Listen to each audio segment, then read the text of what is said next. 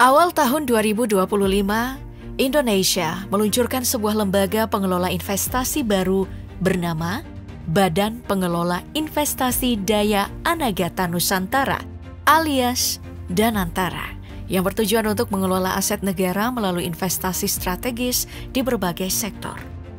Namun, peluncuran ini menimbulkan kekhawatiran di kalangan masyarakat dan para pengamat, mengingat bayang-bayang skandal keuangan terbesar dalam sejarah Malaysia, yaitu One Malaysia Development Berhad atau yang dikenal dengan 1MDB.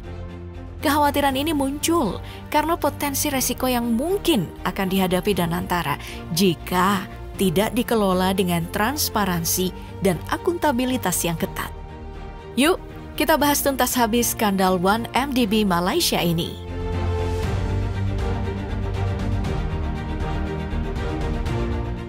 1MDB bermula dari Terengganu Investment Authority atau TIA, sebuah dana kekayaan kedaulatan yang dibentuk di tahun 2008 oleh Menteri Besar Terengganu saat itu, Ahmad Said.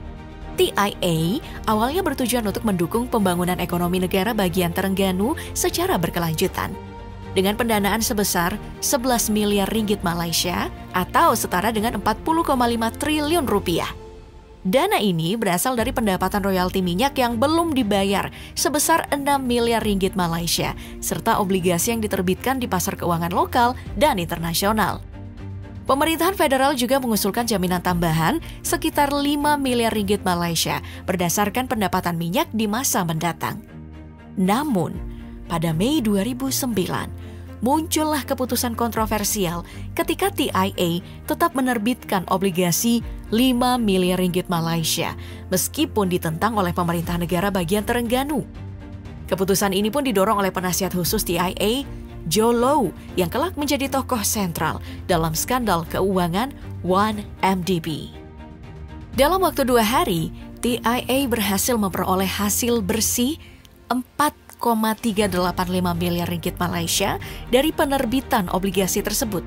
Hanya 2 bulan setelah transaksi itu, pada tanggal 31 Juli 2009, Menteri Keuangan Incorporated Malaysia mengambil alih TIA dan mengubahnya menjadi One Malaysia Development Berhad. Keputusan ini diambil 4 bulan setelah Najib Razak menjabat sebagai Perdana Menteri Malaysia. Najib mengklaim bahwa transformasi TIA menjadi entitas federal bertujuan untuk memperluas manfaatnya ke seluruh rakyat Malaysia, bukan hanya penduduk Terengganu. Berbeda dengan Temasek Singapura yang dibiayai dari surplus anggaran negara atau Danantara Indonesia yang berencana mengelola aset negara. 1MDB sangat bergantung pada utang. Ketergantungan ini menjadi akar dari skandal yang kemudian mengguncang Malaysia dan dunia. Low Tech Joe, atau yang lebih dikenal sebagai Joe Low, adalah sosok sentral dalam skandal MDB. Lahir di Penang, dari keluarga kaya keturunan Tionghoa, Joe Low memiliki latar belakang yang mendukung ambisinya. Ayahnya, Larry Low Hock Peng, adalah eksekutif di MWE Holdings, BHD. Sementara kekayaan keluarga berasal dari bisnis penambahan biji besi dan distilasi minuman keras di Cina serta Thailand. Sejak muda, Joe Low menempuh pendidikan di sekolah-sekolah elit, seperti Harrow School di London dan Wharton School University of Pennsylvania. Di Wharton, ia membangun jaringan dengan mahasiswa dari keluarga berpengaruh di Timur Tengah, termasuk Yordania, Kuwait, dan Arab Saudi. Kedekatan ini menjadi modal penting dalam membangun hubungan bisnis di globalnya. Meski tidak pernah memiliki jabatan resmi di 1MDB, Joe Low berperan sebagai dalang di balik pendirian Terengganu Investment Authority cikal bakal 1MDB. Ia menggunakan jaringan politiknya untuk memenangkan proyek bagi dana tersebut, sekaligus memastikan aliran dana ke rekening-rekening rahasia. Gaya hidup mewah Joe Low menjadi sorotan media internasional. Ia kerap berpesta dengan selebriti seperti Paris Hilton, Alicia Keys, dan Leonardo DiCaprio. Pada tahun 2012, Britney Spears bahkan muncul menyanyikan lagu khusus ulang tahunnya di Las Vegas. Joe Low juga menggunakan dana 1MDB untuk membeli aset mewah, seperti kapal pesiar Equanimity senilai $250 juta Amerika. lalu properti di New York, dan karya-karya seni mahal. Kejatuhan pemerintahan Najib Razak memperburuk nasibnya, membuatnya menjadi buronan internasional hingga saat ini. Meski terus menyangkal tuduhan, perannya sebagai otak di balik skandal 1MDB tak terbantahkan. 1MDB yang awalnya didirikan sebagai dana investasi yang bertujuan membiayai proyek infrastruktur dan ekonomi Malaysia.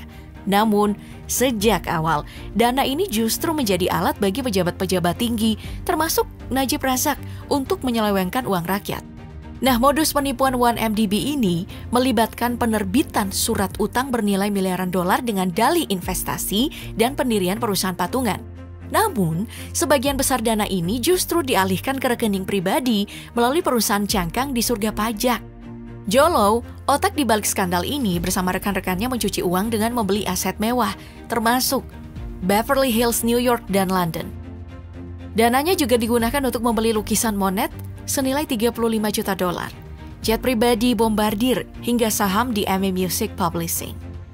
Salah satu penggunaan dana yang paling mencolok itu adalah pendanaan film Hollywood seperti The Wolf of Wall Street yang diproduksi oleh Red Granite Pictures, perusahaan yang didirikan oleh Riza Aziz, putra tiri dari Najib Razak. Skandal ini pertama kali terungkap di tahun 2015 ketika Wall Street Journal melaporkan adanya aliran dana senilai 700 juta dolar ke rekening pribadi Najib. Investigasi lebih lanjut oleh Kementerian Kehakiman Amerika Serikat mengungkapkan bahwa lebih dari 4,5 miliar dolar telah dicuci melalui sistem keuangan global. Nah, setelah kalah pada pemilu 2018, Najib Razak harus menghadapi penyelidikan ulang atas keterlibatannya dalam skandal 1MDB. Perdana Menteri Mahathir Mohamad berjanji menuntaskan kasus ini dan hasilnya cukup mengejutkan. Polisi Malaysia menyita aset senilai 230 juta dolar dari properti Najib, termasuk uang tunai, perhiasan mewah, dan koleksi tas Hermes Birkin.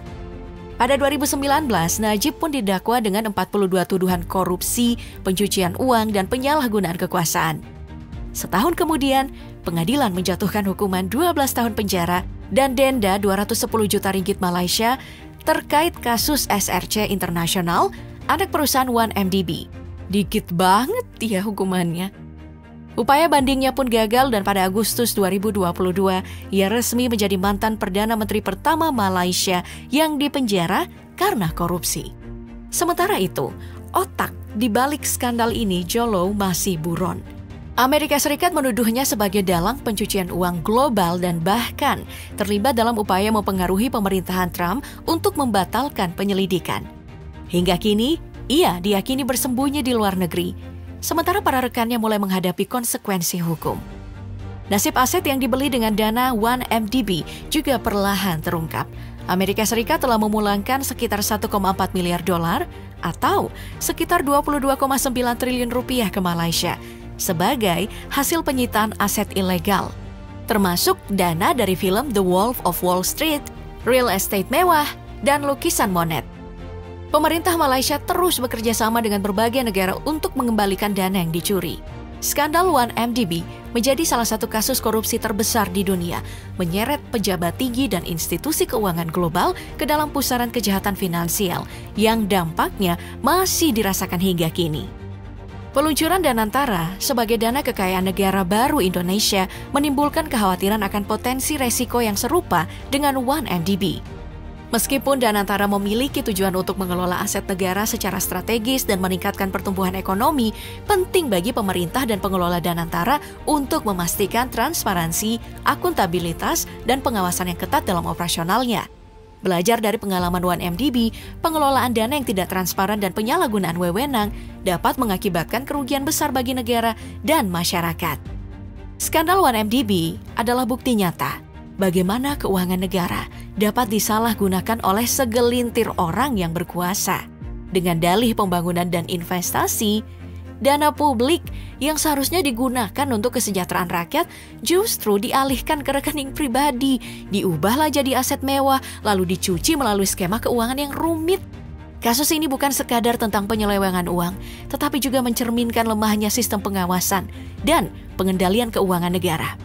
Ketika pejabat tinggi memiliki kekuasaan mutlak tanpa transparansi, celah untuk korupsi itu semakin lebar. Bank, lembaga keuangan, hingga pemerintah negara lain pun bisa ikut terseret dalam skandal seperti ini.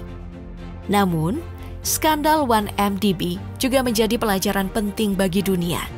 Investigasi lintas negara dan pengembalian aset hasil korupsi menunjukkan bahwa kejahatan finansial tidak bisa lagi bersembunyi di balik celah hukum.